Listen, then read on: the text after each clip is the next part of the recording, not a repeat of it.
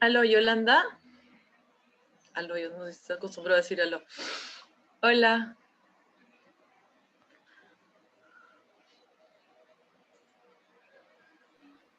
Ahora, hola. ¿Cómo estás? ¿Qué tal? Bien. Voy a admitir a ver, ahí está, Vero. Ya, entonces antes de aceptar a las demás participantes, te explico brevemente. Nosotras tenemos, más o menos comenzamos siempre 4:10 máximo, para esperar que se conecten las alumnas, máximo, máximo. Vale, perfecto. Si hay más de 20 antes de las 4:10 podemos iniciar. Luego tenemos clase hasta más o menos la 1:40 de clase máximo.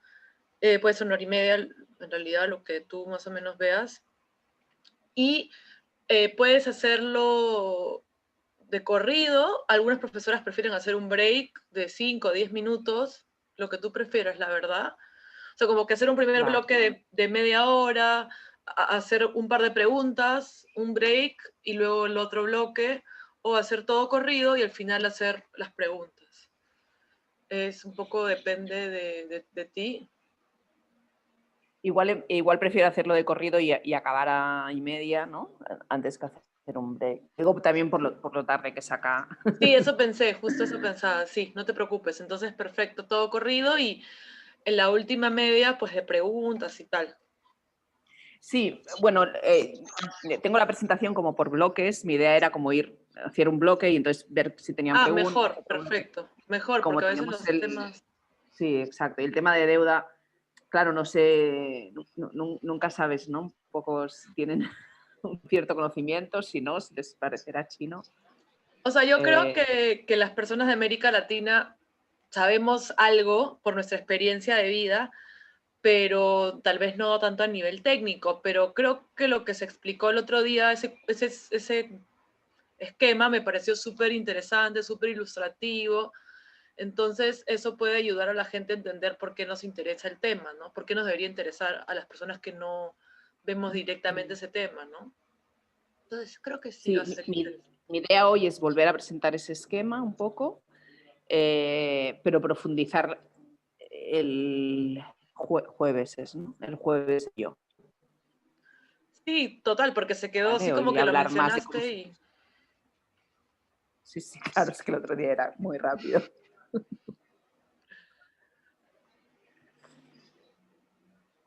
Buenas. Hola Yolanda, Hola, ¿qué tal? muy bien, soy Verónica. Hola Verónica, ¿cómo estás? Espero que no me salte. Tuve una reunión recién y me sacó el Zoom varias veces, así que voy a estar Vaya. apagada. Yo cuando empiece la presentación me apagaré la cámara, también porque estoy en el mismo lugar de conexión que el otro día. Y os iba a preguntar algo. Y uno que pensaba que en el hemisferio norte la conexión era mejor. ¿Qué pasó? No vive engañado.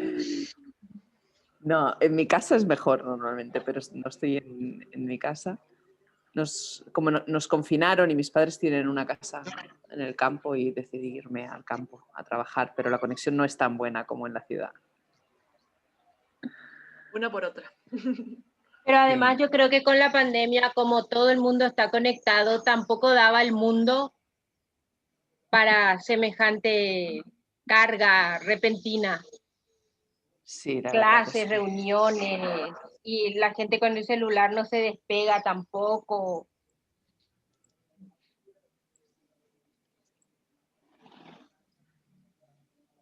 Pero tú nos ibas a preguntar algo, Yolanda. Te cortamos. Te corté yo. Por mi chistecito. Ah, sí. Más para el jueves que para hoy. En este programa tendrán también alguna sesión sobre fiscalidad y sobre APPs. La otra semana es Corina con fiscalidad. Vale, APP ya ya no dio el tiempo. vale, perfecto. Pero entró en la conferencia, digamos, la sesión inaugural de este módulo, porque era un tema importante que incorporar, porque hay países que están metiendo el tema de APP, por lo menos para llamar la atención. Vale, no. Es porque así el jueves igual entro un poco más en ese tema, en el tema de privatizaciones y APPs vinculado con deuda. Claro, sí. Sí. Pero si tenían una sesión Genial. sobre el tema, pues ya no entraba. Vale, perfecto. Sí, yo creo que el tema de salud es bien claro. Acá por lo menos había unos casos. Y en educación a veces el magisterio lo denuncia, pero no me termina de quedar bien claro, ¿no? Porque creo que en algunas escuelas con congregaciones religiosas hay esos tipos de acuerdos, ¿no? Pero no... En educación siempre están más a nivel de educación superior, en universidad, o sea, en educación primaria y eso también, pero yo, al menos en España, se da sobre todo APPs en el sector de sanidad clarísimamente y en el sector de la educación superior, ¿no? Entonces, hay todo un efecto, sobre todo sobre la investigación, ¿no? Que se dirige hacia los intereses de las empresas que financian. Sí, eso te iba a comentar. Yo encontré como una línea de investigación muy interesante sobre APP en las investigaciones. Súper interesante. ¿Y sabes dónde? Bueno, en España vos habrás leído allá por febrero, marzo, el APP o sea, no APP exactamente, pero sí fondos privados en los lugares de atención o de cuidado de personas mayores. Ese tema da para toda una... Sí, que yo no sabía que existían, inclusive de fondos buitres. Sí. Aquí está BlackRock invirtiendo en residencias y centros de cuidado de personas con dependencia o ancianos. Y es terrible, terrible. Sí. No, pero esto me lo apunta porque eso puede... Sí.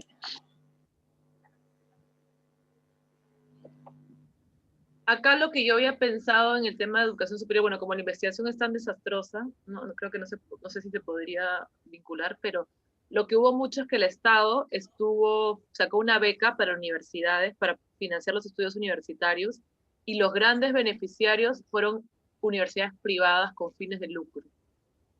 Entonces el Estado, en vez de, digamos, destinar esas becas para la universidad pública y con ello darle más recursos, terminó enriqueciendo a privados, ¿no? Sí. Terrible. Sí, lo único que ahora se está trabajando un concepto de APP que es por por la vía legal. Esas son, digamos que son APPs, pero más soft. Para la infraestructura, por ejemplo. Claro, que tienen una ley especial, tienen todo un proceso administrativo especial, porque en el caso de las becas no tienen los riesgos que tienen los de infraestructura. Uno sabe cuántas becas dan y no hay deuda, por ejemplo, comprometida detrás.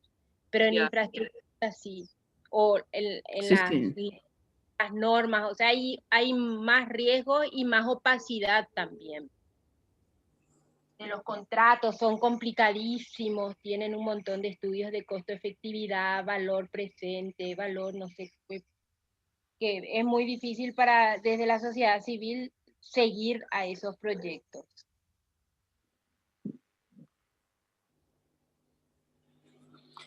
Acá tenemos una buena cantidad de casos de ese tipo que incrementan los sacos de deuda. Y son las APP de infraestructura sobre todo, pero sí. Sí, de infraestructura sobre todo. En algunos lugares en España el tema de sanidad ha avanzado mucho y, por ejemplo, en Madrid, APPs en sanidad digamos, son muy frecuentes. Ha habido todo un proceso de privatización de sanidad a través de ese sistema y ahora se está viendo los impactos más fuertes, claro, con la pandemia. y tenemos un colectivo de activistas ahí en Madrid que realizó una auditoría sobre ¿no? el impacto sobre las deudas y sobre los negocios, digamos, ocultos y quién se beneficiaba, por ejemplo, de las contrataciones que se hacían a través de esas APPs, y bastante interesante. Y en Perú hay APPs en salud. Creo que la Seguridad Social tiene. Lo que se ha visto mucho es que se tercerizan muchos servicios de tecnologías, de, o sea, radiografías, ecografía, o sea, un montón de servicios se tercerizan, pero me han hecho pensar ahora que a raíz del COVID, creo que en Arequipa o no sé dónde se hizo una villa para que los enfermos vayan y están haciendo denuncias que han retenido a la gente como un mes más. ¿Por qué? Porque a los médicos les pagan mucho más que el promedio, Mogrut se llama, y también la empresa que brinda todo el tema de las carpas, la logística, que es privada, no quiere que se acabe, pues que se vayan los pacientes. Y acá en Perú estamos de bajada, no ya va a venir la segunda ola, sin duda, pero sí, hay pacientes que de verdad han tenido que casi exigir su alta porque se querían ir y no los dejaban ir. Horrible, horrible, horrible, bien perverso. Es terrible. O sea que sí hay de todo. Pero creo que sociedad civil estamos mucho menos informados de esos temas, la verdad. O sea, la gente de a pie, digamos, no las ONGs, no, así como, sí. En general las APPs tienen muchas menos evaluaciones, de hecho no tienen evaluaciones completas. Por ejemplo, de impacto, si son positivas o no, y de costo. O tienen deficiencia y te dicen sí, son súper eficientes, pero no tienen impacto. O tienen un impacto alto, pero son carísimas. Entonces, esa unión de datos no hay y no podés saber si son o no buenas. O la modalidad tiene las ventajas con las que te venden el sector privado o las empresas o el sector público.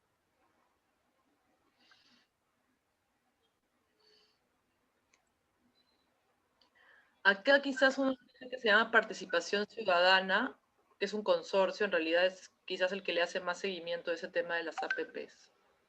Puede ser, sí.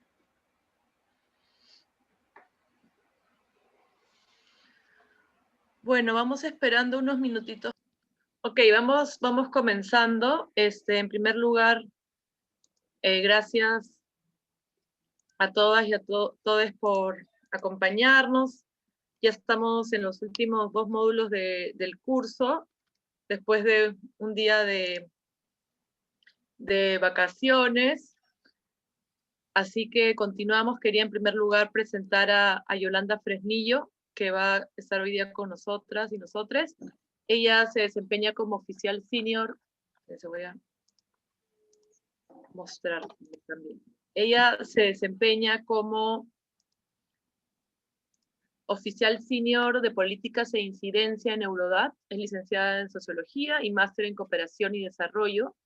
Ha trabajado en el Observatorio de la Deuda en Globalización como investigadora y participa en la plataforma Auditoría Ciudadana de la Deuda No Debemos, No Pagamos, y tiene una maestría en Desarrollo y Cooperación en la Universidad de Barcelona. Eso ya está. Muchas gracias, Yolanda.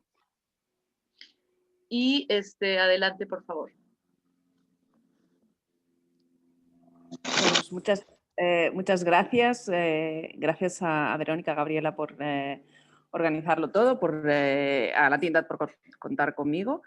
Acá es un poco tarde, o sea que igual en algunos momentos voy un poco lenta, pero espero que no se haga muy pesado. La idea que tengo es hacer una presentación. Ahora empezaré, digamos, mostrando una presentación dividida en 3 bloques diferenciados, y los 2 bloques están más centrados en deuda que en género. Sí que iré haciendo algunas vinculaciones, pero creo que es interesante aprovechar que tenemos 2 días para trabajar el tema, como para entrar un poco más en detalle sobre cómo está la situación de la deuda en el mundo. Y bueno, he intentado estos últimos días recopilar algunos datos de América Latina, para conversar con vosotras y vosotros sobre la situación en el continente, ¿no? Si os parece bien, lo que puedo hacer es en cada una de esos 3 bloques hago yo una pausa y iniciamos un poco de debate, preguntas, cosas que no se entiendan. E intentamos, también si os parece bien, hacer la sesión de corrido, como decíamos con Gabriela, y acabar más o menos en una hora y media. Como tenemos la siguiente sesión el jueves, si hoy no nos da tiempo a abordar todas las cuestiones, pues las abordamos en ese momento. Sí que me gustaría en algún momento, sobre todo también cuando enteremos un poco a cuál es la situación en los diferentes países, saber de dónde son ustedes. Entonces, si quieren añadir en el chat el nombre y de qué país vienen, yo sí también me hago una idea de con quién estoy hablando. A veces es un poco extraño en estos tiempos de pandemia estar hablando ante una pantalla llena de cuadritos con nombres que no sabes muy bien quién hay detrás. Pero si pueden en el chat poner el nombre y el país, así más o menos veo cuál es la diversidad. Y yo iré también mirando el chat de vez en cuando, por si hay alguna pregunta y me tengo que parar en algún momento en la presentación, por si hay algo que no se entiende. Voy a apagar mi cámara durante la presentación porque hay temas así de conexión que seguro que irá mejor. Y si os parece, pues empiezo ya. Una cosita, Yolanda, disculpa que te interrumpa, Sí. solo de comentarte Dime. que yo puedo ayudarte con lo de las preguntas también, puedo leerlas si eso te es más cómodo. Y cuando tú me indiques que termino ese bloque, yo puedo leer algunas preguntas o también darle la palabra a las personas si así lo desean. Vale, perfecto. Sí, si no hay muchas, casi también prefiero que la gente vaya pudiendo hablar porque así pues lo hacemos más dinámico. Pero te agarro la palabra y te pido si necesito ayuda en ese sentido. Muy bien, pues voy a compartir la pantalla. Que es esta de aquí. Y ver pantalla completa. Supongo que están viendo la pantalla Sí, con la presentación. así es. Como os decía, ¿no? He dividido como la presentación de hoy en 3 bloques y entrar más el siguiente día en lo que es el análisis con perspectiva de género de la cuestión de la deuda. Hoy iré enlazando los diferentes temas que vaya presentando con esta cuestión, porque es el tema, digamos, de la presentación. Y también en la siguiente sesión me gustaría dedicarla más a ver qué propuestas ponemos desde la sociedad civil encima de la mesa, pues para dar respuestas feministas y respuestas con perspectiva de género a la problemática de la deuda, y ahí también estaría muy bien que fuese también más participativo, ¿no? ¿Qué alternativas podemos poner encima de la mesa, como digo aquí, para resolver la crisis de la deuda poniendo la vida en el centro y construyendo una economía con perspectiva feminista, ¿no? Entonces, entrando un poco en lo que es la problemática de la deuda, voy a hacer referencia a cómo estaba la situación antes de la pandemia de la COVID y esta crisis económica que nos afecta a todos los países en realidad, pero seguramente con más virulencia a países del sur global, América Latina, pero especialmente también África subsahariana. Iré haciendo referencias al sur global y a la región, pero no soy especialista en América Latina y bueno, seguramente ustedes tienen más conocimiento de algunos temas que yo, ¿no? El punto de partida es que ahora estamos hablando, digamos, de una situación, y luego lo veremos, ¿no?, muy compleja desde el punto de vista de deuda, y hay muchos que ya hablamos de una crisis de la deuda casi sin precedentes en los últimos años en los países del sur, pero no es una situación nueva, no es una situación que parte de cero. En los últimos años muchos países del sur han enfrentado un empeoramiento de su situación de deuda pública, es decir, un incremento muy importante de esa deuda pública. Y esta crisis, que ya existía de alguna manera, se ha visto agravada o se ha visto desencadenada por el impacto económico que ha tenido la pandemia de la COVID-19, ¿no? De hecho, nosotras en Eurodat, el 20 de febrero de este año, o sea, nada, en 3 semanas o en 2 semanas se declaró la pandemia, publicábamos un informe precisamente alertando de eso, ¿no? De los riesgos de una nueva crisis de la deuda. Nosotras lo hicimos justo unas semanas antes de que se declarase la pandemia, pero la Tindat el año pasado publicó un informe sobre la situación de la deuda en América Latina, donde alertaba de los riesgos en diferentes países, y otros compañeros y compañeras en los movimientos de deuda ya veníamos alertando de esos incrementos de deuda que se estaba dando en los diferentes países, ¿no? Esos niveles de deuda pública y privada, es decir, no solo la deuda de los gobiernos, sino también la deuda de las empresas, en algunos casos la deuda de las familias, en algunas economías, sobre todo economías emergentes, ¿no? Se está dando en una velocidad sin precedentes. Eso no lo decimos solo nosotros. El Banco Mundial publicaba un informe a inicios de este año también alertando de esta nueva ola de deuda y de esa velocidad de acumulación de deuda tanto pública como privada en todo el mundo, no solo en los países del sur global, no solo en los países emergentes, sino también en lo que se llama las economías avanzadas, aunque a veces tenemos muy poco de avanzadas, pero digamos en el norte y en el sur, ¿no? Ahora entraré más en eso, pero eso quiere decir que si se va incrementando cada vez más la deuda, cada vez los gobiernos, en el caso de la deuda pública, tienen que dedicar un porcentaje más elevado de su presupuesto a pagar esa deuda, especialmente la deuda externa. Y eso acaba afectando la capacidad de los gobiernos para prestar pues, servicios públicos, para hacer inversiones en servicios públicos básicos, pero también en sectores económicos clave para el desarrollo económico y social de los países. Eso ha tenido un impacto directo en la capacidad de los estados, de los gobiernos, para hacer frente a la crisis de salud pública, pero también ha tenido un impacto muy importante sobre los derechos de las mujeres, ¿no? Esa es la principal vía, digamos, en la que se une la cuestión de la deuda con la cuestión de los derechos de las mujeres y la igualdad de género, ¿no? Ese porcentaje cada vez mayor del presupuesto que se destina a pagar la deuda reduce la cantidad disponible para invertir en otras cuestiones, y ahí luego veremos más en detalle cómo se genera un impacto de género que en muchos casos es muy importante, ¿no? Perdón, que no sé ahora. Decía antes que ese aumento de la deuda se da de forma muy rápida,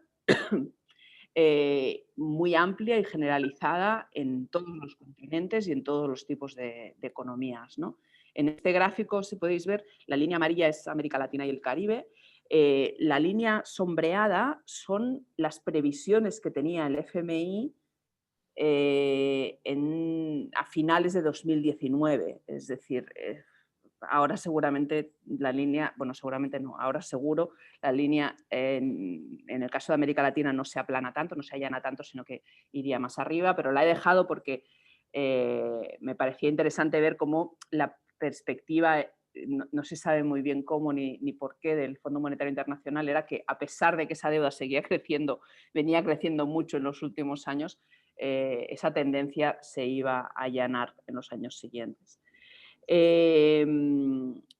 Y como veis, esa deuda empieza a crecer, esto es la deuda en porcentaje del PIB, empieza a crecer sobre todo a partir de entre 2010 y 2012 se mantiene estable, y a partir de 2013 empieza a crecer de forma muy importante. ¿Qué pasa en esos años? Pasan varias cosas. Por un lado, hay una caída de los precios de las materias primas.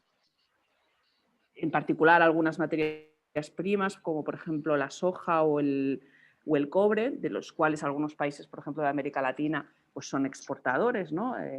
Chile con el cobre, Argentina, Paraguay o Brasil con la soja, el petróleo también tiene, digamos, vaivenes de precio. Esas reducciones de precios de los productos que los países a nivel macro exportan impactan directamente en los ingresos de esos países. Si los gobiernos tienen menos ingresos porque se reduce los beneficios de las exportaciones, eso quiere decir que necesitan conseguir cubrir esos gastos por otras vías, ¿no? Esas otras vías podrían ser una reforma fiscal y aumentar la capacidad recaudatoria de los impuestos del país. Creo que Corina va a hacer una sesión sobre el tema de fiscalidad la semana que viene y puede hablar mucho mejor y mucho más que yo de esas cuestiones. Pero otra manera es endeudándose. En épocas en las que esa deuda está relativamente accesible, resulta más fácil. El otro día en la sesión que hicimos el viernes yo decía que a veces resulta hasta más barato, pero barato no de económico, sino barato políticamente, ¿no? A los gobernantes les resulta más fácil endeudarse si esa deuda no es compleja de adquirir, incluso siendo cara en algunos casos, incluso pagando altos tipos de interés, pero es mucho mejor eso desde un punto de vista político y desde un punto de vista de no, digamos, de no tener un impacto sobre los votantes, ¿no? para hablar claro, que hacer una reforma fiscal, que quiere decir pues, que la gente tendrá que pagar más impuestos, ¿no? Y que las bases electorales de esos gobiernos igual no están muy de acuerdo con ese pagar más impuestos en general, ¿no? Eso se da al mismo tiempo que fluye el crédito, ¿no? Antes decía, ¿no? Cuando ese crédito es accesible. Situémonos en el año 2010-2012, una crisis económica a nivel global, la crisis que estalla en 2008, pero que sobre todo en Europa, no tanto en Estados Unidos, pero sobre todo en Europa, el punto más fuerte de esa crisis es en esos años, ¿no? Entre 2010 y 2012. En ese momento, las instituciones monetarias europeas o el Tesoro de Estados Unidos, en el caso de Estados Unidos, lo que hacen es prestar masivamente a través de los bancos a los estados a un tipo de interés muy bajo para poder superar esa crisis. Eso quiere decir que los inversores internacionales que pueden prestar, que antes prestaban a un país como España o como Grecia, ya no les es tan interesante prestar a España o a Grecia porque están pagando un tipo de interés muy bajo, porque ese tipo de interés está subvencionado por las instituciones financieras europeas y buscan otros clientes. Además de que hay una crisis en Europa y por lo tanto también tiene un cierto riesgo prestar al gobierno de España o al gobierno de Grecia, ¿no? Pero prestar al gobierno de Alemania o al gobierno de Estados Unidos tampoco tiene mucho interés para los prestamistas internacionales porque están pagando un tipo de interés muy bajo. No sé si se entiende este tema, ¿no? Eso quiere decir que los inversores, aquellos que tienen capitales, fondos de inversión que manejan miles de millones de personas, empresas que tienen liquidez, que tienen dinero, que tienen capital, buscan nuevos clientes y esos nuevos clientes los encuentran sobre todo en los países emergentes y en los países del sur. Entonces se da un incremento de préstamos y de compra de bonos de deuda emitida por gobiernos de países del sur muy importante entre, sobre todo, 2013-2014 y perdón, 2018, ¿no? Esa es otra de las vías por las cuales aumenta la deuda. Me parece importante señalar esta vía porque no solo está la cuestión de la deuda, no solo aumenta porque el país que se endeuda toma la decisión de endeudarse más, sino también porque hay unos recursos accesibles, unos recursos, unos flujos, digamos, de préstamo que se dirigen hacia esos países, ¿no? Hay como una doble responsabilidad entre el que toma prestado y el prestamista, ¿no? Eso sucede en esos años, a la vez que sigue habiendo un escenario en el que pues, sigue habiendo evasión fiscal, sigue habiendo fraude fiscal, sigue habiendo flujos ilícitos que no pagan impuestos donde deberían pagarlos, empresas multinacionales que utilizan toda la ingeniería fiscal posible para no pagar los impuestos que tienen que pagar en los países donde invierten, incluidos los países de América Latina, y eso es dinero, recursos que no entran en las finanzas públicas y que ese déficit tiene que cubrirse con deuda, ¿no? Ese aumento del nivel de deuda, este gráfico es la deuda bruta, la deuda que tienen los diferentes países de estas regiones en relación al PIB, en relación a la riqueza que se genera en ese país. Esa deuda se refleja, digamos, tiene como consecuencia unos pagos anuales, ¿no? A más deuda, más pagos anuales. Eso es lo que llamamos el servicio de la deuda, ¿no? El servicio de la deuda incluye el pago de la amortización, del principal, ¿no? De la parte de la deuda que tú devuelves cada año, más los intereses.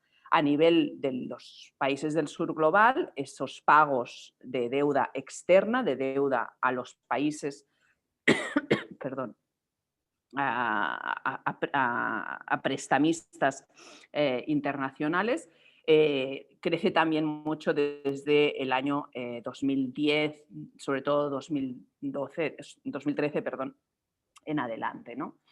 Esto sería el total y aquí he hecho como la extracción de América Latina. Hay algunos años, como 2015, que baja y la verdad es que no sé muy bien por qué se da ese efecto en 2015, pero vaya, hay un aumento de ese servicio de la deuda externa. Aquí hay otro elemento que tenemos que tener en cuenta y que en los cálculos que yo os voy a ir enseñando no está, porque es muy difícil obtener datos agregados sobre esa cuestión. Y es que cuando un gobierno decide endeudarse, puede hacerlo de diferentes maneras, puede tomar prestado de un banco para invertir en una infraestructura concreta, por ejemplo, quiere construir un hospital, hay un banco o una coalición de bancos que le da un préstamo o varios préstamos para hacer esa inversión concreta. Puede ser a través de un fondo de inversión, puede ser a través de una emisión de deuda, de bonos de deuda en los mercados financieros internacionales, pero también puede emitir deuda o puede tomar prestado de prestamistas locales, es decir, de bancos nacionales, o puede emitir deuda en los mercados domésticos que se llaman, ¿no? En los mercados nacionales. Y ahí también se genera lo que se llama la deuda interna, la deuda doméstica, ¿no? Los datos que tenemos que nos ofrece el Fondo Monetario Internacional o el Banco Mundial, que son las estadísticas con las que contamos para analizar el tema de la deuda, normalmente no incluyen datos desagregados de deuda doméstica. En los casos particulares, país a país, sí que se puede ver qué peso tiene esa deuda doméstica, pero a nivel agregado es más complicado. Digo esto porque en América Latina ese fenómeno también es muy importante, ¿no? Después de la crisis de los años de los 80, de los 90 y de principios del 2000, se da un fenómeno de incremento de emisiones de deuda y de tomar prestado, digamos, de instituciones financieras locales. Entonces hay también una deuda doméstica muy importante. La deuda doméstica es menos problemática que la deuda externa por dos razones. Una es porque normalmente está contratada, normalmente, no siempre, pero normalmente está contratada en moneda local, no en dólares o en euros. Eso quiere decir que si tú tienes una devaluación de la moneda o tienes una inflación muy alta, puedes seguir pagando esa deuda sin problema. En cambio, si tú tienes una deuda en dólares y tu moneda se devalúa, el coste de esa deuda aumenta. Si esto no se entiende, luego lo puedo explicar un poco más. Y la segunda razón por la cual es menos problemática es porque normalmente es más sencillo refinanciar esa deuda. Es decir, cuando tú, ¿no? Haces una emisión de bonos en los mercados locales, en los mercados domésticos, cuando llegas al final, digamos, del periodo en que tienes que pagar los bonos, simplemente vuelves a hacer otra emisión de bonos y refinancias esa deuda. Eso es más sencillo en los mercados locales que en los mercados internacionales, ¿no? Pero bueno, como decía, ¿no? Los datos que yo voy a ir compartiendo hoy son de deuda pública externa porque en principio es la que es más problemática. Ahí hay diferentes posiciones, pero vamos a partir de esa teoría, ¿no? Os decía, ¿no? La deuda, el servicio de la deuda estos son miles de millones, va aumentando. Estos son datos para América Latina y el Caribe. Y aumenta también el servicio de la deuda como porcentaje de los ingresos públicos. Es decir, cuánto de la cantidad de ingresos públicos se destina a pagar la deuda. Este sería el indicador que las personas que trabajamos en deuda más nos sirve para ver si la deuda es un problema o no es un problema. Porque la deuda en números absolutos, pues no sé, hay países que tienen, como Japón, que tienen una deuda elevadísima, que tienen una deuda en relación al PIB de las más elevadas del mundo, pero que la mayor parte de esa deuda es doméstica y que no supone una problemática a nivel de tomar una parte muy importante de los ingresos públicos, ¿no? En cambio, cuando el servicio de la deuda, los pagos de la deuda y sus intereses incrementa respecto a los ingresos públicos por encima del 12, del 15, del 20%, eso quiere decir que ese país no está pudiendo invertir en lo que realmente importa, que son pues, los servicios públicos, las inversiones, las infraestructuras, la seguridad social, etcétera, etcétera, y está dedicando un porcentaje demasiado elevado de esos ingresos a pagar la deuda, ¿no? Aquí tenemos una tabla que vemos lo que ha sucedido en los últimos años en algunos países, ¿no? Hay pocos ejemplos de América Latina porque donde digamos, esos porcentajes son más elevados han sido en otros países, pero por ejemplo el caso de Jamaica en el Caribe es bastante grave, ¿no? En 2016 llegó a pagar el 44% de sus ingresos destinado al servicio de la deuda, ¿no? El pago de la deuda y sus intereses. Pero es que después se estabilizó, pero se estabilizó por encima del 20%, que es un porcentaje elevadísimo. Imaginaros esta situación en una economía del hogar, digamos, en vuestras familias, ¿no? o en una empresa, que el 20% de los ingresos fuesen destinados directamente a pagar la deuda y solo queda, digamos, el 80% para todo lo demás. En el caso de un Estado esto es, digamos, ahogar la posibilidad de financiar de forma efectiva servicios públicos de calidad, ¿no?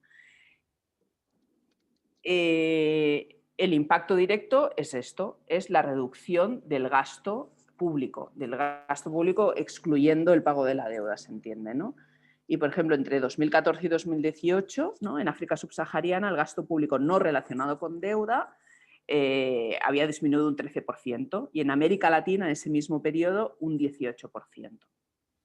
Cuando decimos que cuando llega la pandemia los servicios públicos de salud, pero no solo de salud, de educación, de bienestar social, la seguridad social y los servicios de protección social, pero también las inversiones en el ámbito económico para proteger a las pequeñas y medianas empresas, al sector cooperativo, no están preparados para hacer frente a la pandemia, estamos hablando de esto, estamos hablando de que se habían ido recortando los fondos destinados a servicios e inversiones públicas por el aumento del peso de la deuda, de forma, en algunos casos, casi imperceptible, pero constante, ¿no? Y durante varios años se había ido reduciendo esa disponibilidad de recursos para el gasto público, ¿no? Aquí he intentado buscar también algunos datos para América Latina, perdón porque la tabla está en inglés, pero es que la he buscado esta tarde, no me ha dado tiempo, ¿no?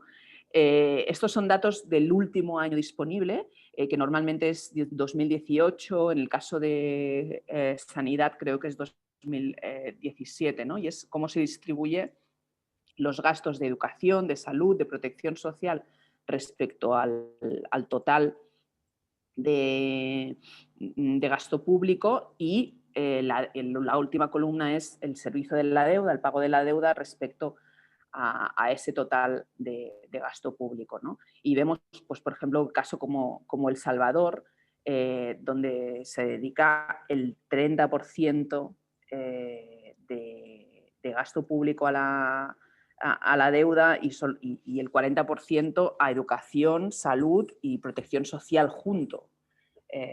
Obviamente el pago de la deuda está por encima de cualquiera de estos tres sectores por separado, ¿no? Eso es un drama desde un punto de vista de los servicios públicos y de los recursos para desarrollar esos servicios públicos desde un punto de vista de calidad, ¿no? Obviamente la presentación os la pasaré y si tenéis dudas sobre algún dato, pues os puedo buscar la fuente concreta y el año de cada uno de los datos. Como os digo, la tabla incluye datos del último año disponible y normalmente es 2018 o 2019 en el caso de la deuda.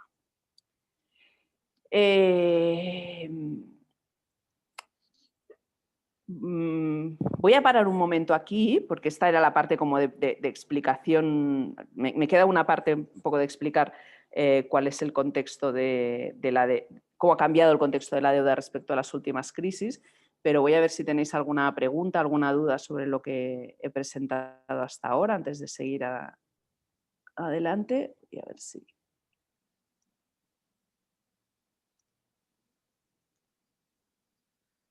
A ver, en el chat. Ahora justo estaba... ¿Me escuchan? Sí, perdón. Se me había movido. Sí. A ver, aquí hay una duda de... Me parece que en un momento tú presentaste un cuadro, un gráfico, pero no quedaba claro de qué si es que era de América Latina. Uno de tus penúltimos gráficos. Y se me ha ido si lo veo me podría recordar. No sé si Emily lo recuerda. Sí, si es que era de América Latina, pero no recuerdo cuál. Ah, ya lo dijo, ok. Y no sé si alguna quiere participar de manera oral o alguna pregunta. Sobre todo si algo no se ha entendido, si voy bien.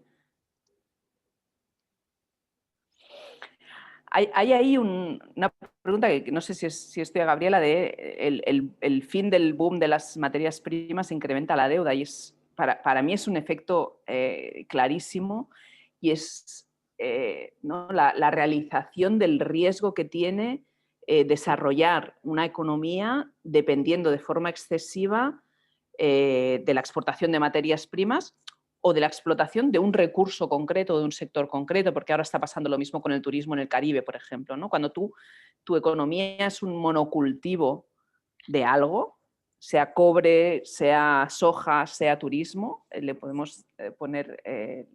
y depende no de tu consumo interno, sino de las exportaciones, de lo que pase fuera, ¿no? de cuál sea el consumo en el exterior, y por lo tanto no depende de ti, ¿no? Si China deja de consumir soja, eso tiene un impacto sobre la economía de Argentina, de Paraguay y de Brasil enorme, ¿no? Si los gringos dejan de viajar y los europeos dejamos de viajar y los latinoamericanos dejan de viajar, eso tiene una economía, tiene un impacto gigantesco en las economías del Caribe, ¿no? Por ejemplo. En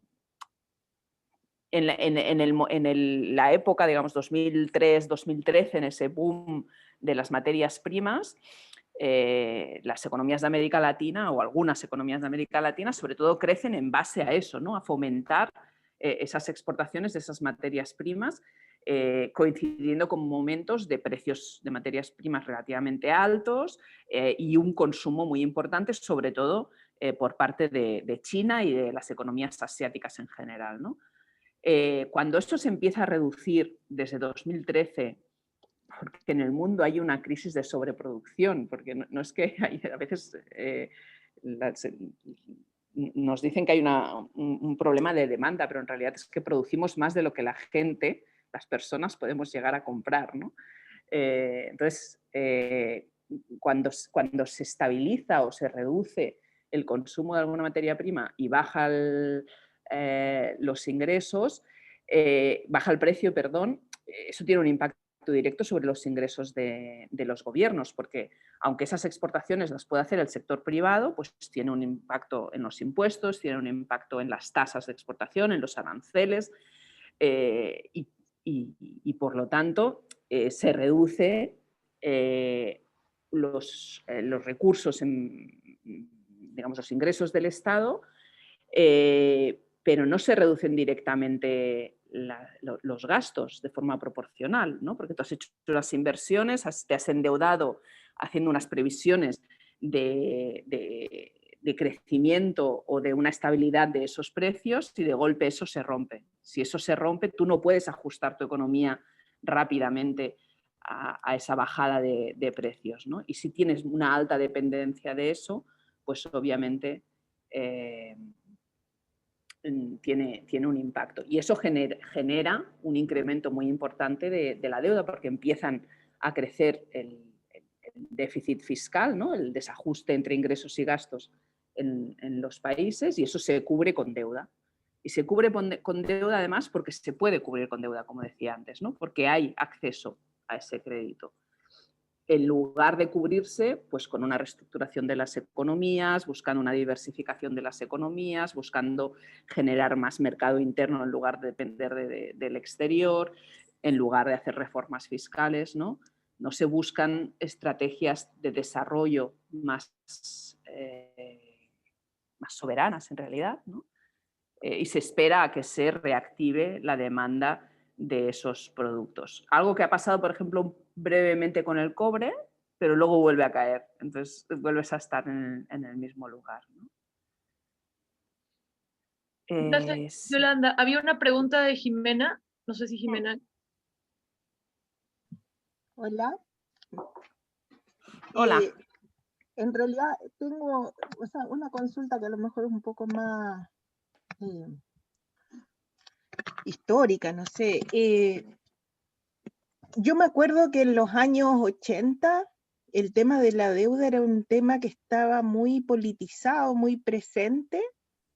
Entonces, ahora, por ejemplo, recién esta semana escuché que estaban hablando acá en Chile, yo estoy en Chile, de que, por ejemplo, la situación que estaba generando la pandemia podía llevar a un problema en el pago de los intereses de la deuda, que es lo que paga el país, digamos, no paga la deuda en sí. Entonces, es como la primera mención a la deuda en mucho tiempo que yo escucho acá, a diferencia de lo que pasaba en los 80. Y mi pregunta tiene que ver ahí como, ¿qué pasó o qué ha pasado en Latinoamérica que perdió esa centralidad que tenía antes? Y que hace que sea un tema que no está instalado en lo cotidiano, por lo menos acá, como yo recuerdo que estaba en aquellos años. ¿Qué cambio hubo en las negociaciones o en la presencia que afectaron la presencia de la deuda? Me va muy bien tu pregunta, Jimena. Porque voy a entrar en la parte, a ver, de qué es lo que ha cambiado. Pero yo creo que la primera respuesta a esa pregunta... Yolanda.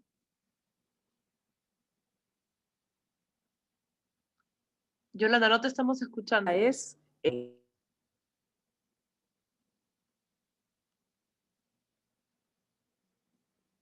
¿Soy solo yo o todas tenemos ese problema? Todas. Sí, yo tampoco la escucho.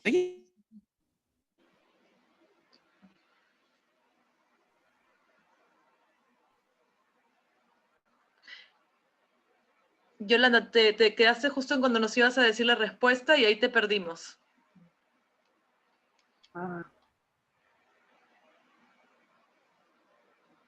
Dejar de compartir. Ahora sí, a ver. Voy a ponerme audífonos también. No.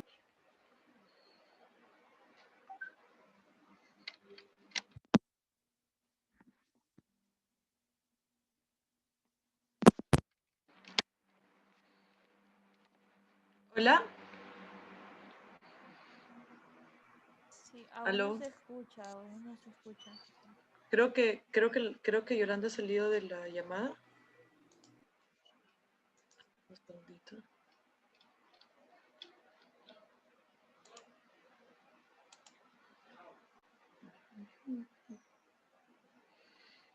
Sí, ha salido un momento de la llamada. Esperemos un segundo que... La conexión. Espero que aguante. Esperemos que sí. No voy a dejar la presentación.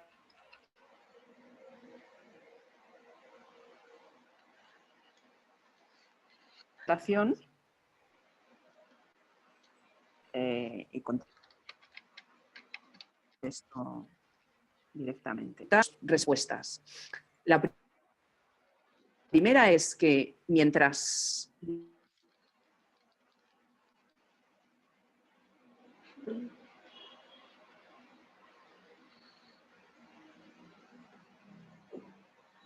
no hay dificultades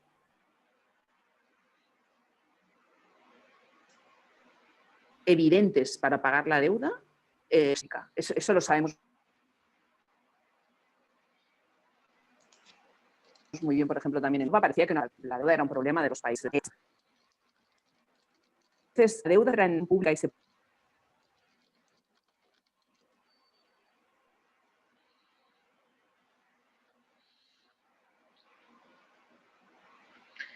Te estamos perdiendo por momentos.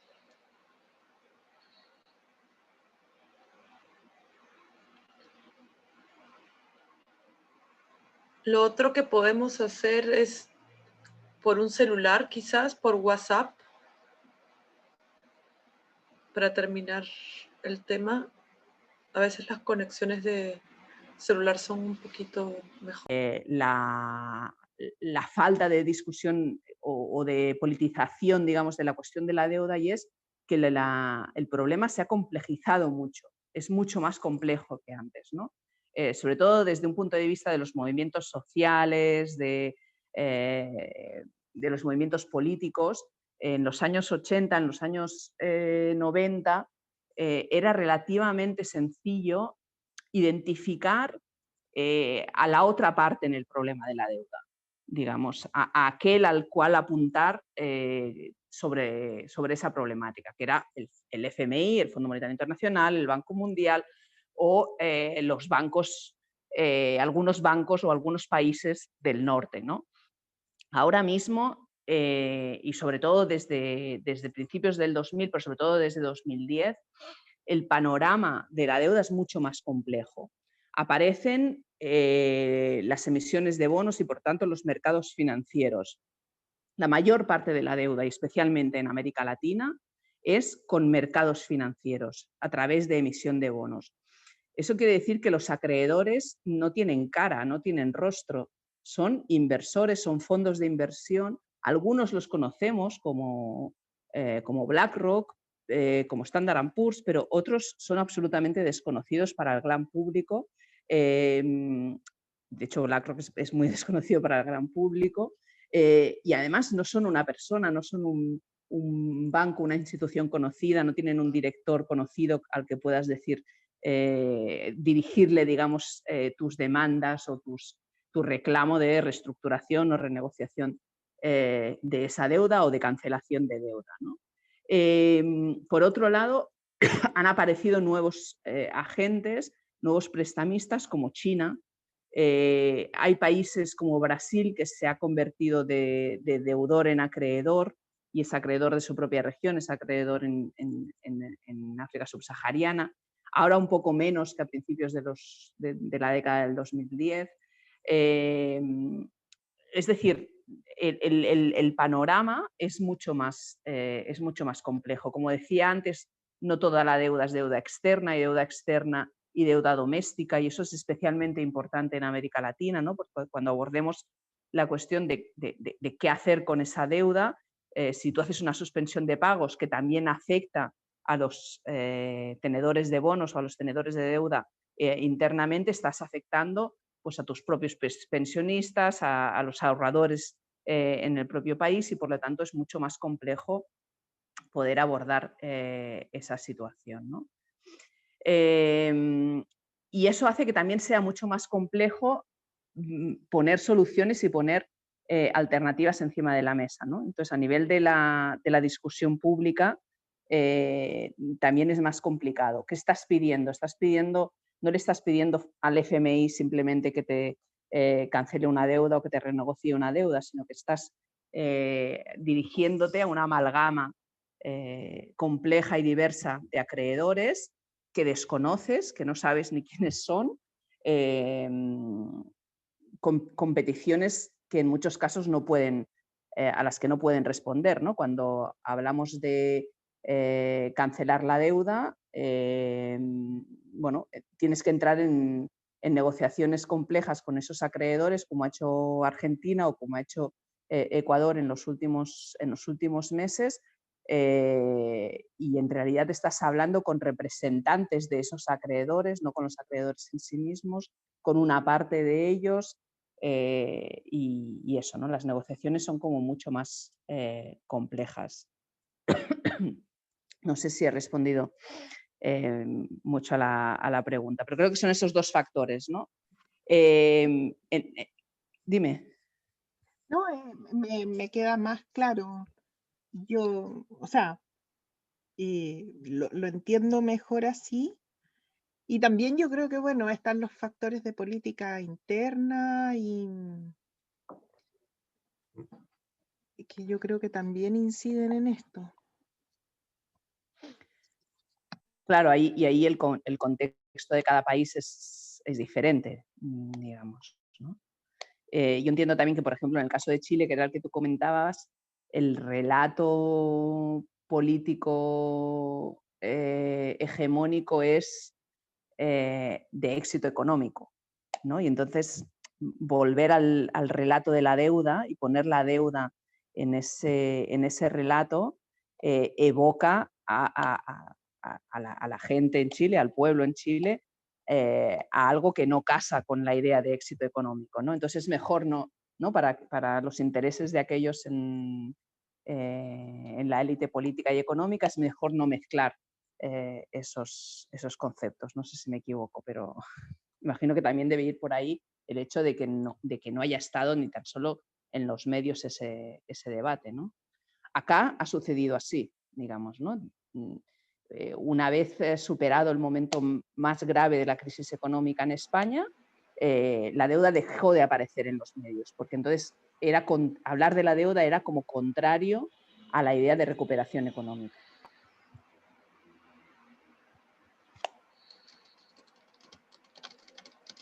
Totalmente, sí, quedó claro. Vale, perfecto.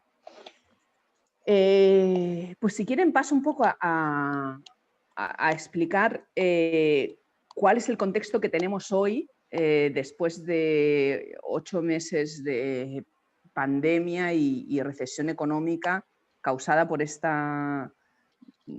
por la pandemia y por digamos, de los confinamientos que genera la pandemia, los impactos en las dinámicas económicas a nivel global, la recesión que genera la COVID-19, insisto, a nivel global, no en una región, sino en todo el mundo, lo que hace es exacerbar las vulnerabilidades económicas existentes, y entre ellas la de la deuda, ¿no? Según las proyecciones del FMI, los índices de deuda de promedio aumentarán aproximadamente un 10% en lo que consideran economías emergentes y alrededor del 7% en los países de bajos ingresos. Ese dato en realidad no nos dice nada. pero básicamente es añadir más leña al fuego, ¿no? Añadir más subida a esos gráficos que os enseñaba antes, ¿no? En el que la deuda iba disparada hacia arriba. En un momento en el que sobre todo se ven afectados los ingresos, es decir, está aumentando el nivel de deuda en la mayoría de países de todo el mundo, porque es la forma de financiar los paquetes de estímulo económico, los rescates, el incremento de gasto social en los casos que haya incremento de gasto social y en sanidad, las ayudas a las empresas, etcétera, etcétera, pero también para cubrir el descenso de ingresos. La parada económica, la crisis económica, lo que hace es que los estados ingresen menos por impuestos, ingresan menos por las tasas a la exportación, porque se ha reducido muchísimo los niveles de comercio internacional. También ha habido un impacto sobre el precio de algunas materias primas, el petróleo sobre todo. Han bajado mucho también las remesas, que en algunos países son muy importantes, en América Latina sobre todo, en países centroamericanos, la cuestión de las remesas de los migrantes es especialmente vital para la supervivencia de las finanzas públicas, el caso, por ejemplo, de El Salvador. Y el hecho de que en países como Estados Unidos esté habiendo niveles de paro tan elevados afecta sobre todo a las poblaciones migrantes, afecta sobre todo a las mujeres migrantes en Estados Unidos o en Europa, que envían menos recursos, digamos, no pueden enviar los mismos recursos a sus hogares y a sus países de origen. Y eso tiene un impacto también importante sobre las finanzas públicas. Y finalmente, la otra gran vía, digamos, que afecta a los ingresos de los estados es el turismo. Ha habido en los últimos años un auge muy importante del turismo como vía de crecimiento económico. En el caso de América Latina, sobre todo en los países del Caribe, pero no únicamente, seguro que en todos los países hay ejemplos de cómo se ha promovido el turismo como sector de motor económico. Ese sector se ha paralizado de forma prácticamente absoluta, sobre todo en el ámbito internacional, y eso también ha significado menos ingresos para las empresas, pero también para los gobiernos, para los estados, ¿no? Las previsiones para América Latina, por ejemplo, el turismo representaba entre un 20 y un 90% del PIB en las economías de los países caribeños. Eso significa que los países del Caribe se enfrentan a una crisis como la que no habían visto nunca, con niveles de deuda disparados, digamos. Perdón, que tengo aquí los datos y no se me están abriendo. Bueno,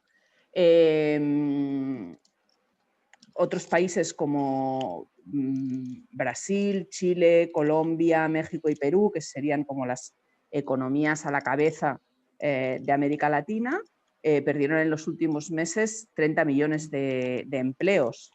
El sector más afectado son las mujeres, pero también los jóvenes y los trabajadores poco cualificados, y la pobreza sigue aumentando. Eso quiere decir que aumentan los gastos del Estado, con digamos, pensiones a la protección al desempleo y ayudas a las empresas, a los pequeñas y medianas empresas, etcétera, ¿no?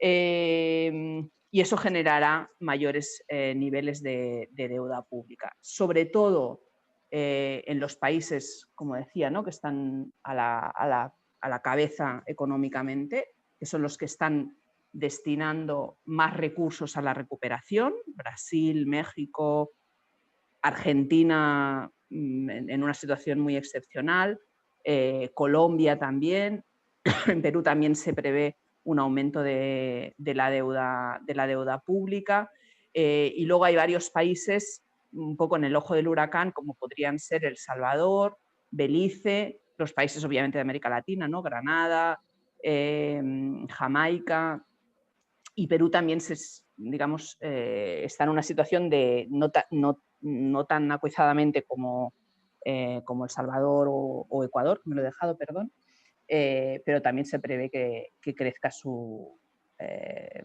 deuda pública y sobre todo su deuda externa, ¿no? Ante esa situación, la respuesta de las instituciones financieras internacionales, del Banco Mundial, del Fondo Monetario Internacional, ha sido, podría decir decepcionante, pero cuando no esperas mucho, no hay mucho con qué decepcionarse, ¿no? Pero muy limitada, muy parcial. La principal medida que han puesto estas instituciones sobre la mesa ha sido más crédito, especialmente para los países de renta media, como es el caso de los países de América Latina. En los países de renta más baja se les ha ofrecido crédito, pero se le llama de tipo concesional, es decir, con tipos de intereses muy bajos o casi al 0%, pero los países de renta media, pues simplemente más crédito, que quiere decir más leña al fuego, ¿no? Incrementar más la deuda. Se ha negado la posibilidad de aumentar la liquidez a través de un mecanismo que si queréis la semana que viene puedo abordar un poco más con más tiempo, que es la emisión de derechos especiales de giro para tener recursos, digamos, para inversión sin generar más deuda. Y frente a la cuestión de la deuda, han puesto encima de la mesa un mecanismo que le han llamado, las siglas en inglés son DSSI, que es Debt Service Suspension Initiative, o sea, la iniciativa de suspensión de pagos de la deuda, que es una iniciativa muy parcial. Solo hay 73 países en todo el mundo que son elegibles, es decir, que pueden acogerse a esta iniciativa. De estos 73 se han acogido a la iniciativa 46 países. Para esos países se les garantiza que no tienen que pagar los intereses y los pagos de la deuda. Primero era durante 8 meses, entre mayo y diciembre, y ahora se ha ampliado hasta junio de 2021. Pero esa deuda la tendrán que devolver a partir de 2022 en cómodos plazos. Pero vaya, es simplemente, aquí le decimos una patada hacia adelante. Es decir, ahora no me pagáis, pero a partir de 2022 me devolvéis esos pagos que temporalmente os hemos suspendido. Obviamente para muchos países eso ha sido un alivio, un respiro, no tener que pagar ahora, pero es una trampa para el futuro, ¿no? Decía que de los 73 países que se pueden acoger, solo hay 8 de América Latina. De esos 8, 3 se han acogido y 5 no. Y los 3 que se han acogido son países del Caribe, Dominica, Granada y Santa Lucía, y los que no también son principalmente el Caribe y América Central, que son Guayana, Haití, Honduras, Nicaragua y San Vincent and the Grenadines. Nicaragua creo que no está, Nicaragua no está incluido en el DSSI, perdón. La iniciativa hasta ahora ha proveído solo 5.300 millones de dólares, que si dichos juntos parecen muchos, ¿no? Pero para tantos países veremos que no es tanto, son 5.300 millones de dólares de suspensión temporal de pagos. Eso es el 24% de los pagos que tenían que hacer los países beneficiarios entre mayo y diciembre. ¿Y por qué solo el 24%? Pues porque solo afecta a la deuda bilateral, solo afecta a la deuda que esos países tienen con otros países. No afecta a la deuda con el Banco Mundial, no afecta a la deuda con los acreedores privados. Como os decía antes, el panorama ahora mismo ha cambiado de forma que los acreedores principales son los acreedores privados, que no han sido obligados, no ha habido no han encontrado forma desde el G20, que es desde el espacio en el que se ha acordado esta iniciativa, digamos, para obligar a los acreedores privados a participar en la iniciativa, ¿no? Si consideramos no solo los países beneficiarios, no solo este pequeño grupo de países, sino consideramos los países del sur en general, países de ingresos bajos y medianos, esa suspensión de pagos de la deuda solo representa un 1,6% del total de pagos de la deuda que los países en desarrollo están haciendo en 2020. Es decir, cuando digo que la respuesta ha sido muy limitada, es tan limitada como un 1,6% de los pagos, ¿no? Eso quiere decir que en la situación en que han quedado muchos países del sur, muchos países de América Latina, pero también de África subsahariana, con el impacto de esta pandemia en salud, en economía, en impactos sociales, más de 100 millones de dólares diarios salen de esos países hacia sus acreedores internacionales, ¿no? Hoy 107 millones de dólares han salido de media, digamos, hacia los acreedores, ¿no?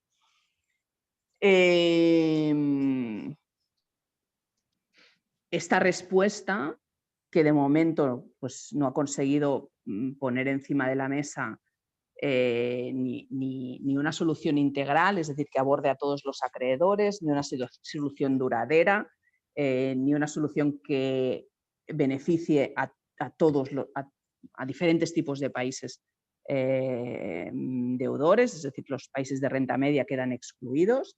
Lo que pone encima de la mesa son las limitaciones del sistema financiero internacional para resolver de una forma justa, de una forma transparente, de una forma equitativa y democrática las crisis de deuda que se van sucediendo cada pocos años, ¿no? Desde el mes de octubre se anunció, reconociendo las limitaciones de alguna manera de esta iniciativa, que los países del G20 iban a negociar lo que le llaman un marco común para resolución de deudas, y es un marco común para aquellos países que necesiten renegociar sus deudas, ¿no? Las informaciones que tenemos hasta ahora no son muy halagüeñas, no son muy esperanzadoras. La sospecha es que aquellos países que se quieran acoger a un proceso de reestructuración y alivio, es decir, una cierta cancelación de deuda en los próximos años con este nuevo marco, tendrán que hacerlo bajo un programa del Fondo Monetario Internacional. Los últimos análisis que hemos hecho, por ejemplo, en Eurodat, pero también en organizaciones como Oxfam, de los informes que el Fondo Monetario Internacional hace cada vez que da un préstamo a un país. Hemos analizado 80 de esos informes de los países que han pedido, digamos, préstamos de emergencia a causa de la COVID al Fondo Monetario Internacional. De los 80 países, en 73 países, el Fondo Monetario Internacional recomienda que se apliquen medidas de ajuste, medidas de consolidación fiscal, medidas de austeridad, para hablarlo claro, a partir de 2021. En los 80, en el 100% de esos países, esas medidas se recomiendan a partir de 2023. Es decir, a pesar de que el discurso del Fondo Monetario Internacional hacia afuera, digamos, hacia los medios de comunicación es ahora no es el momento de la austeridad, lo que hay que hacer es gastar, gastar, gastar para hacer que la economía vaya hacia adelante. Lo que ya estamos viendo en la letra pequeña de los documentos de préstamo que están firmando con diferentes países es ahora gasten, pero en breve, más adelante, va a venir el ajuste, va a venir la austeridad. De hecho, en el último informe económico que ha hecho el Fondo Monetario Internacional sobre América Latina, el World Economic Outlook, el capítulo de América Latina, dice literalmente, ¿no?, que una vez la pandemia esté bajo control y la recuperación esté bien encaminada, los compromisos de estabilidad fiscal deberán ejecutarse y deberán afianzar, digamos, las reformas estructurales para que esa estabilidad fiscal salga adelante, ¿no? En ese informe también hay un dato interesante y es que el fondo alerta del riesgo de una crisis de deuda empresarial en algunos países de América Latina, ¿no? Dice que la deuda empresarial en riesgo, que es cuando las ganancias de las empresas son menores que el gasto de los intereses de las propias empresas, se ha duplicado en América Latina desde diciembre pasado. Sabemos, por las crisis anteriores que han vivido nuestros países, también en América Latina, también en España, que cuando hay una crisis de deuda privada, es decir, cuando los bancos o las empresas no pueden pagar sus deudas, quien sale al rescate de esas empresas es el Estado. Es el proceso, digamos, de socialización de deudas o de nacionalización de deudas privadas, pues que vimos, por ejemplo, en Ecuador a finales de los 90, en Argentina mucho antes y hemos visto en muchos otros países y también vimos, por ejemplo, en España antes, a partir de 2010.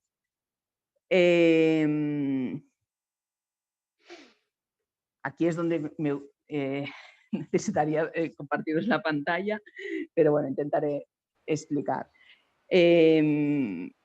No sé si hay alguna pregunta hasta ahora, porque si no voy a hacer ahí ya el vínculo con el tema de género, porque me he pasado mucho rato explicando cómo es la situación de deuda, pero si hay alguna pregunta, para un momento. Así también bebo agua. Por favor. Creo que hace un momento alguien hizo una consulta. Emily dijo, me pareció muy interesante la corresponsabilidad de tanto el que pide prestado y el prestamista, que evalúan los OFI para seguir concediendo deuda. La transmito porque no manejo sí. muy bien. Es un tema muy, muy clave y además es muy clave también desde el punto de vista de la perspectiva de género, ¿no?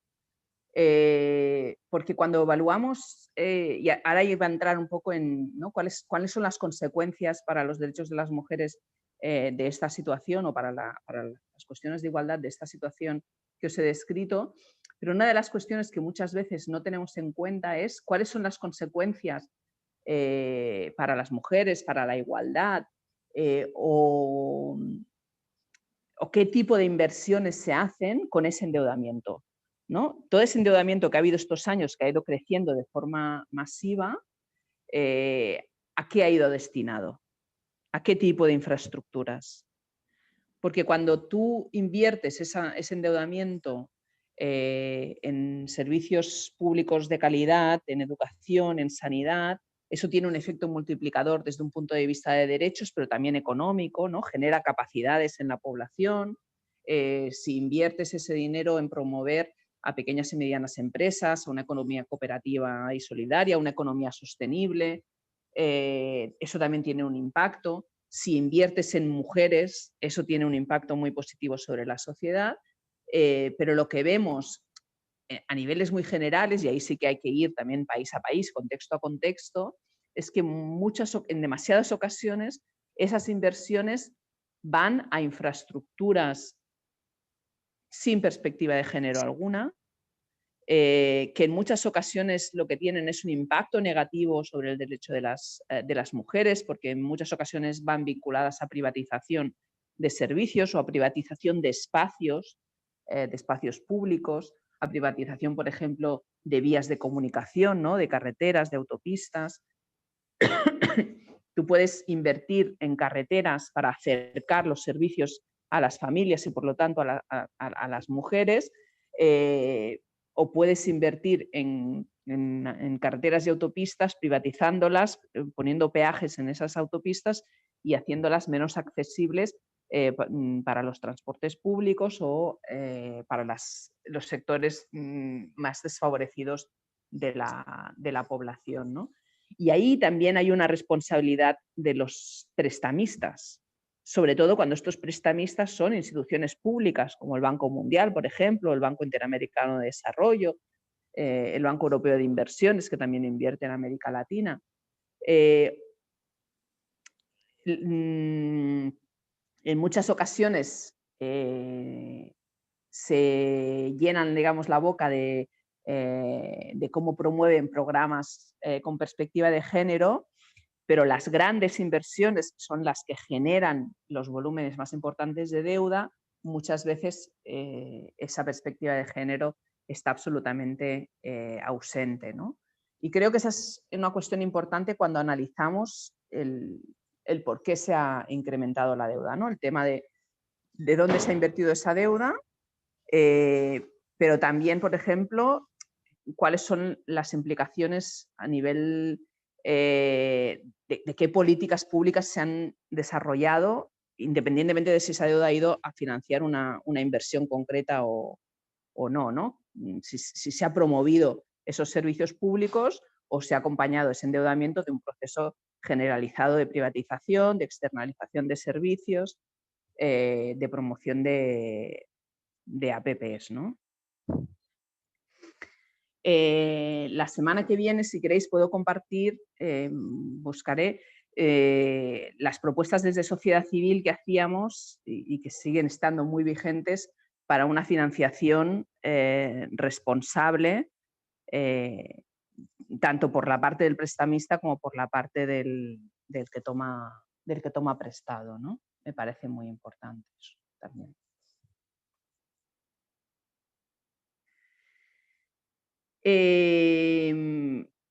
Sigo, porque entiendo que no hay... Sí. Os explicaba antes, ¿no? La situación en la que estamos es pues, esos niveles de deuda crecientes, esos países que... o sea, los gobiernos con cada vez más dificultades para hacer frente a los pagos de la deuda. El deterioro de la situación económica en general hace que además los tipos de interés a los que se puedan endeudar ahora esos gobiernos serán más elevados y por lo tanto la deuda, refinanciar esa deuda será más cara, pero además tenemos ese escenario en la que lo que se está promoviendo ahora es más préstamos para gastar, para esos paquetes, digamos, de estímulo fiscal y de estímulo de crecimiento económico como respuesta a la crisis, pero lo que ya se está anunciando para el medio plazo es más austeridad, ¿no? Esta persistencia de la austeridad como respuesta a los desajustes fiscales y a las crisis de deuda supone claramente una amenaza a los derechos de las mujeres y a la justicia de género en general, ¿no? Los recortes en los servicios sociales, la protección social, a los subsidios alimentarios o energéticos, afectan a las mujeres de forma desproporcionada, ¿no? Primero porque tienden a concentrarse más que los hombres en los sectores de ingresos más bajos de la sociedad y entonces depende de esos servicios básicos particularmente, ¿no? Tienen mayor dependencia que los hombres, de media, digamos, de esos servicios básicos. También debido a las desventajas económicas determinadas por las desigualdades de género estructurales y que existen, ¿no? Pero es que además las mujeres se ven directamente o nos vemos directamente afectadas por los recortes presupuestarios en programas que van dirigidos especialmente a la población femenina, por ejemplo, los programas de salud materno-infantil, servicios para las supervivientes de violencia machista, que tienden además a reducirse al mínimo, desaparecer, no sé, seguramente, y os pediré que miréis a ver qué está pasando en vuestros países para comentarlo el jueves, si realmente estos servicios están sufriendo o han sufrido en situaciones de crisis de deuda recortes específicos, ¿no? En el caso de España, los servicios de apoyo a las supervivientes de violencia machista fue el servicio que un mayor recorte tuvo cuando hubo digamos, el primer paquete de medidas de austeridad allá en 2010 en nuestro país. Y eso sabemos que sucede de forma sistemática en todos los países. Es como si ese tipo de servicios, ¿no? Servicios de apoyo a la salud reproductiva, servicios, como decía, ¿no? De apoyo a las supervivientes de violencia, sean lujos que podemos permitirnos en épocas de bonanza económica, pero cuando hay crisis económicas es lo primero de lo que podemos prescindir, ¿no? Pareciera, por cómo se ejecutan estos recortes, que esa sea la consideración que le dan muchos gobiernos. Cuando sabemos además que en el actual contexto lo que está creciendo precisamente es las violencias contra las mujeres, pero también la necesidad de una mayor atención sanitaria también en el caso de la salud materno-infantil, ¿no? Otra vía por la cual ese aumento de la deuda, disminución de gasto público y posibles medidas de austeridad ya estamos empezando a ver que puede afectar a las mujeres es a través del impacto sobre las trabajadoras públicas, ¿no? El Fondo Monetario Internacional suele incorporar en sus programas de ajuste, en sus condicionalidades o en sus recomendaciones, y la semana que viene intentaré explicar un poco más cómo funcionan esas recomendaciones y condicionalidades. Perdón, sigo diciendo la semana que viene, pero es el jueves, perdón. El jueves intentaré explicar un poco más cómo funcionan estos mecanismos del Fondo Monetario Internacional para imponer o sugerir ajustes. Pero digo que en esas recomendaciones o condicionalidades suele incluir los topes salariales de trabajadores públicos, ¿no? Es decir, bueno, pues no puede haber incremento, incluso tiene que haber una disminución del salario de los trabajadores públicos, a sabiendas que el trabajo público, el sector público tiene una mayor proporción de empleadas que el sector formal, y en muchos casos las mujeres son más dependientes del sector público que los hombres para conseguir trabajo. Esto es diferente en diferentes regiones del mundo, pero también por los sectores que suelen estar dentro del ámbito público, ¿no? Educación, sanidad, cuidados a personas dependientes, son sectores donde las trabajadoras suelen ser mujeres. Son sectores que a través de la austeridad sufren privatizaciones, sufren externalizaciones y partenariados público-privados también, APPs, alianzas público-privadas. Y además son sectores donde los salarios también pueden tender a ser más bajos y por lo tanto donde los recortes presupuestarios tienen más impacto sobre digamos, los recursos disponibles para la supervivencia, ¿no?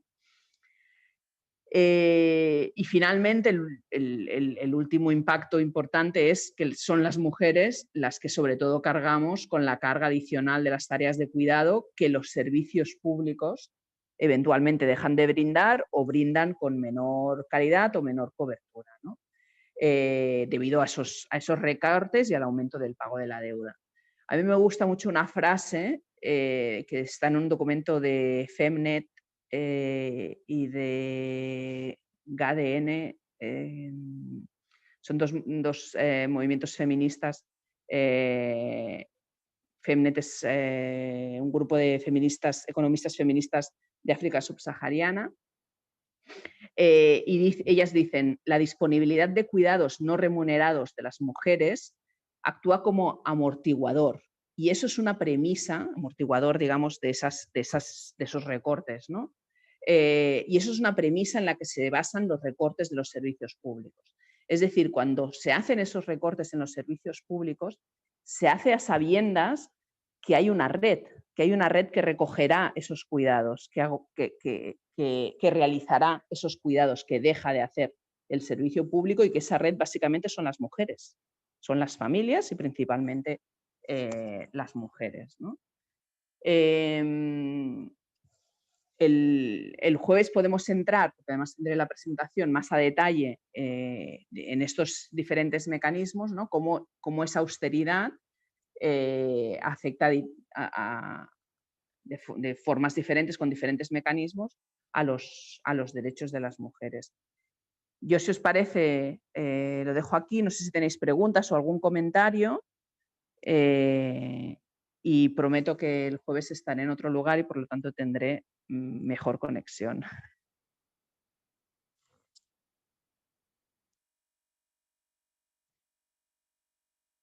Estaba leyendo los comentarios, no sé si alguna quiere hacer una pregunta. Aquí hay una consulta de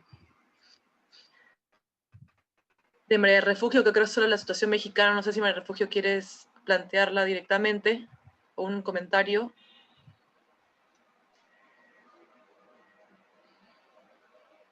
Quizás la hemos perdido también a María Refugio. Tenía que ver con la deuda.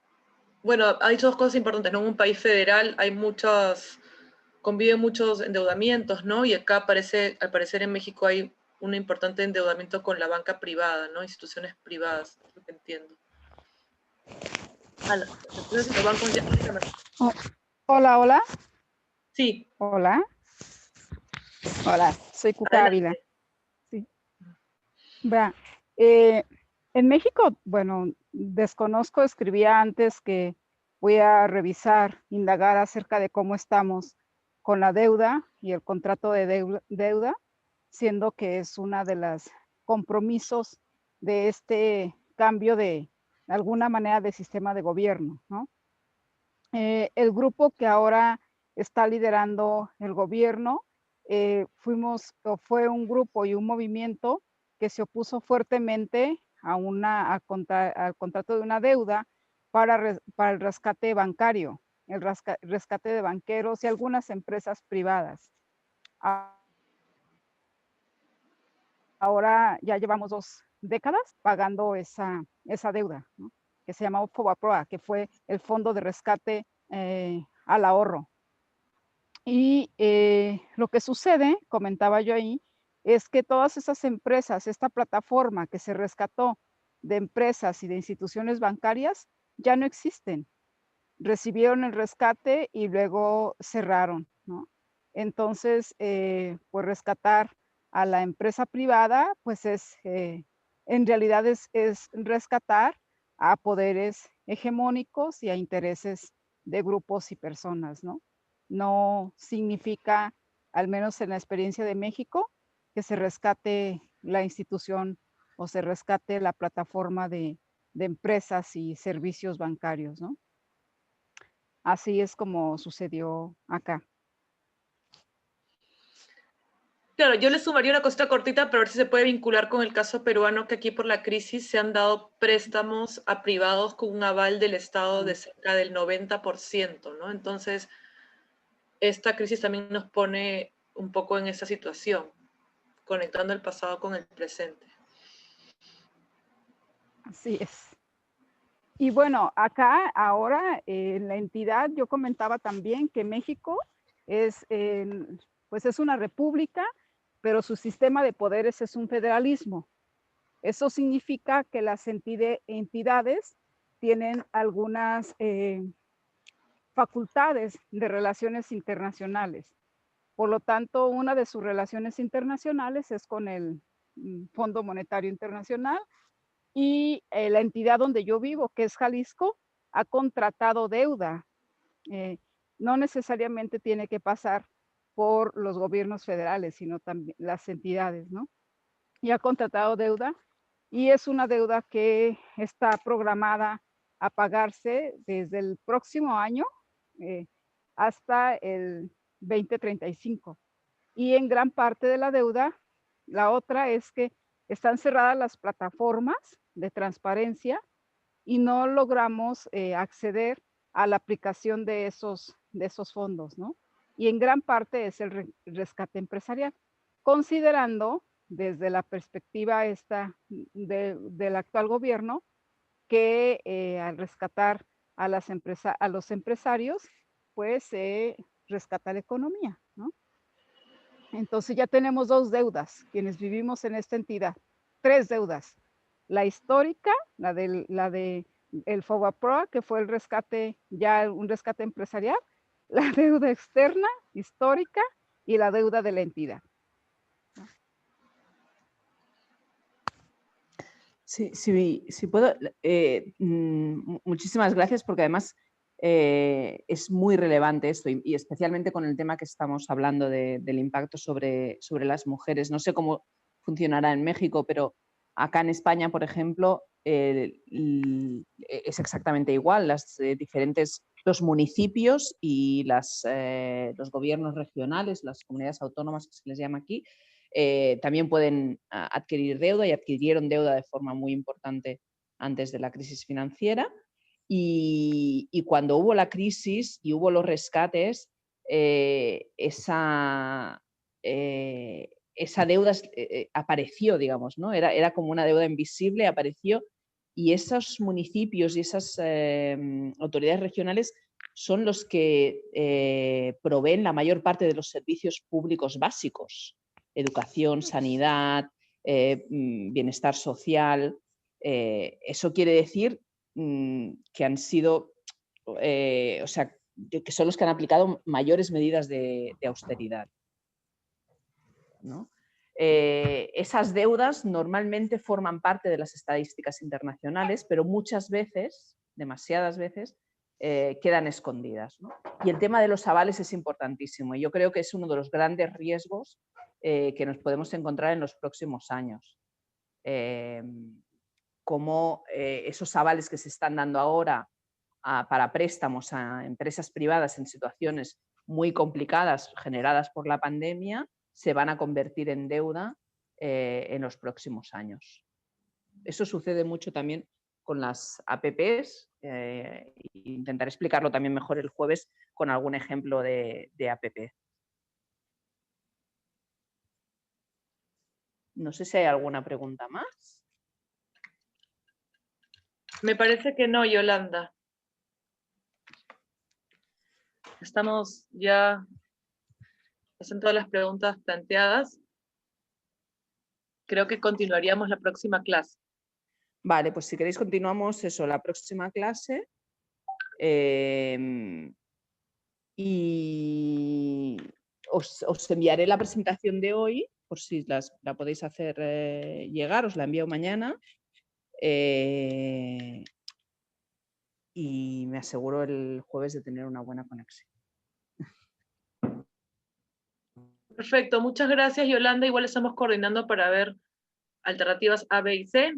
Muchas gracias por esta clase, por lograr sortear los problemas. Acá todas también te están agradeciendo por la clase. Así que nos veríamos el día jueves con todas y con todes. Perfecto. Muchísimas gracias a vosotras. Gracias. Perfecto. Muchísimas gracias. Chao, hasta el jueves. Gracias. Chao, chao. Nos vemos el jueves ya con mi horario armonizado. Gracias. Perdón, hay que ver los cambios de las estaciones. Perdónenme, Es solamente de México que cambiamos. Estábamos en horario de verano y ahora ya es nuevo horario, pero ya, lista para el jueves. Perfecto, un abrazo. Chao, chao. Hasta luego, bye.